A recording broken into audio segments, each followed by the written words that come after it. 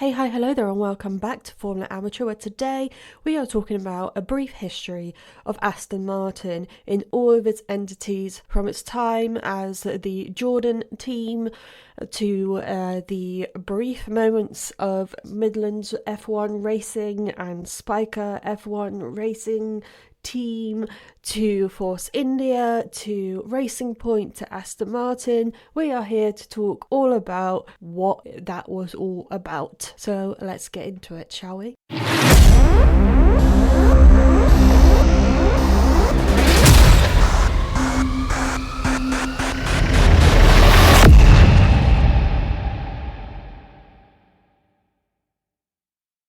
So let's start with where it all began, with the late great Eddie Jordan, who started his team that went through many name changes, but in general I will go by Jordan Grand Prix, which was the final name they decided on before the team stopped racing as an entity itself.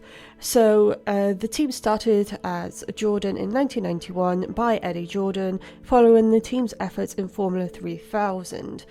Famously, the celebrity known as Katie Price was known also as Jordan, and from my research it turns out that this was to promote the Jordan team in Formula 1, so she went by the moniker Jordan to promote that team, and that's how that name came about, if you know who she is. So Jordan Grand Prix was the debut team for Michael Schumacher in the Belgian Grand Prix in 1991. However, he signed to join Benetton Ford for the following race. The reason why he was put into the seat in the first place was because he was there to deputise for Bertrand Gachot, who was imprisoned for assaulting a taxi driver at the time, and as a result they had to put someone in, and they gave Michael Schumacher a go, and he impressed so much that he signed with a completely different team for the following race. And during Jordan's time, the only team principal through 1991 to 2005 was Eddie Jordan. So who drove for them? Well, in 1991 they were known as Team 7 Up Jordan, whose drivers were Bertrand Gachot, Michael Schumacher, Robert Moreno, Alessandro Zanardi and Andrea de Cesaris. And in 1982 they were known as Sasol Jordan Yamaha, whose drivers were Stefano Modena and Mauricio Gugelmin. In 1993 they were known as Sasol Jordan, and they had Rubens Barrichello, Ivan Capelli and Thierry Boutsen, Marco Apicella, Emmanuel Naspetti and Eddie Irvine. In 1994 they had Rubens Barrichello, Eddie Irvine and Agun Suzuki and Andrea de Cesaris again. In 1995 they were known as Total Jordan Peugeot, and they had Rubens Barrichello and Eddie Irvine. In 1996 they were known as Benson Hedges Total Jordan Peugeot, and they had Rubens Barrichello and Martin Brundle. In 1997 they had Ralf Schumacher and Giancarlo Fisichella. In 1998 they were known as Benson Hedges Jordan, and they had Damon Hill and Ralf Schumacher. In 1999 they had Damon Hill and Heinz Harald Frentzen. In the year 2000 they had Heinz Harald Frentzen and Jarno Trulli. In 2001 they were known as Benson Hedges Jordan Honda, and they had Heinz Harald Frentzen, Ricardo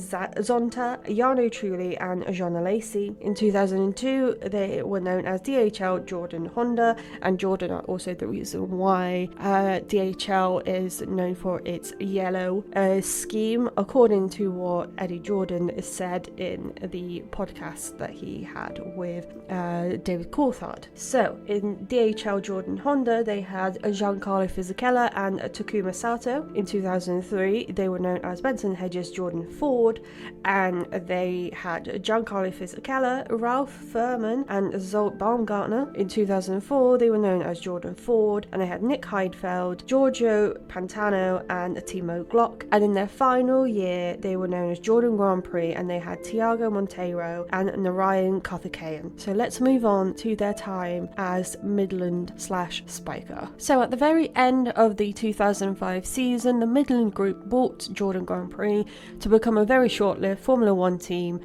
which for the majority of the time it was known as Midland F1 Racing, and their team principal was Trevor Carling for 7 races. And then I could not find out who was the team principal for the rest of the time, but their drivers during the 2006 season were Tiago Monteiro and Christian Albers. And in the last 3 races, the team was known as Spiker MF1 Racing, following the sale of the team in September 2006 to Spiker Cars. The Spiker F1 team also only lasted a year, which was in the 2007 season. And then following that, they were sold to Vijay Mallya to form Force India.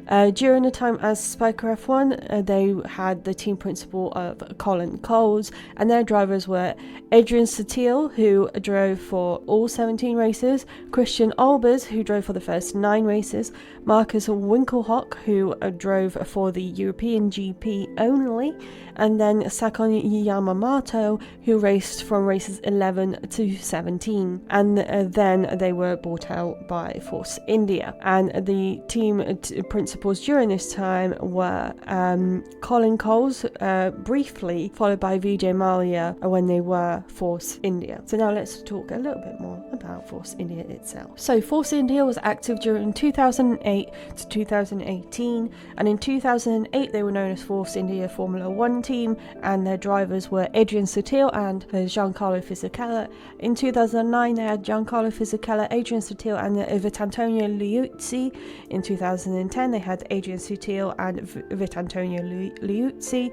In 2011 they were known as Force India Formula One team between races 1 and 15, and then they changed their name to Sahara Force India Formula One team from the 16th race onwards until the end of the team's run.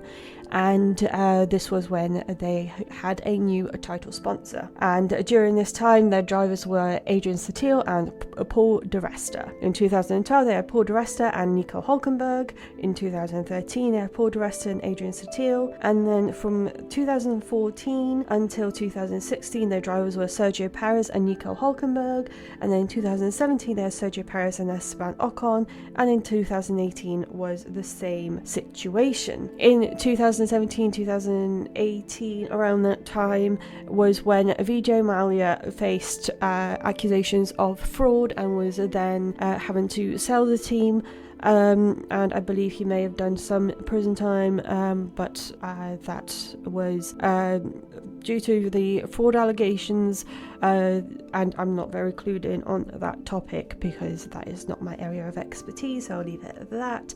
And that was when Lawrence Stroll came onto the scene and he bought the team out, and from 2018 to 2019 they were known as Racing Point Force India, which then became Aston Martin. So let's talk about Race Point Force India, which was the team from August of 2018 onwards to present time. So the Racing Point / Aston Martin team got onto the grid in 2019 after completely removing the Force India element from their name, and their name at the time was Racing Point F1 team, whose drivers were Sergio Perez and Lance Stroll.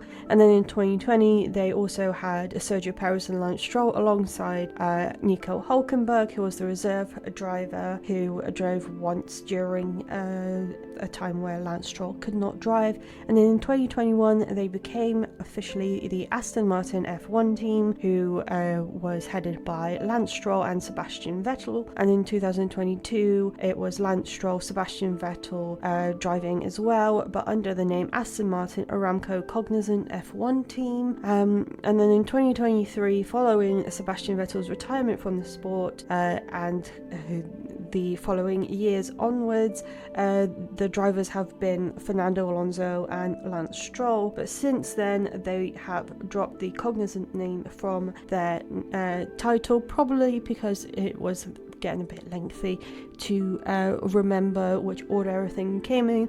So now they are known as Aston Martin Aramco F1 team ever since 2024. And they are to become a Honda engine user in 2026. They are currently a Mercedes engine user, but they have decided to take on the Honda engine, which is leaving the Red Bull team, who is to become a Ford engine user. And the team principals during the time so far as the Racing Point / Aston Martin team have been Otmar Safnauer in 2021, Mike Crack from 2022 to 2024, and Andy Cowell since 2025. And the rest is in the future, so we'll see where the team goes on from there. And just to add a last little bit to the Aston Martin lore, Lance Stroll is the son of Lawrence Stroll, so he is destined for that team until either Lawrence Stroll pulls out his contribution to the team, or Lance Stroll decides to end his Formula 1 career. So we will probably see him still for a very long time on the grid in the Aston Martin overalls. So thank you so much for listening to Formula Amateur, and hope you enjoyed. Don't forget to check out my lovely colleagues on the Be The Change Media Network. Don't forget to check out our website, bethechangemedianetwork.com.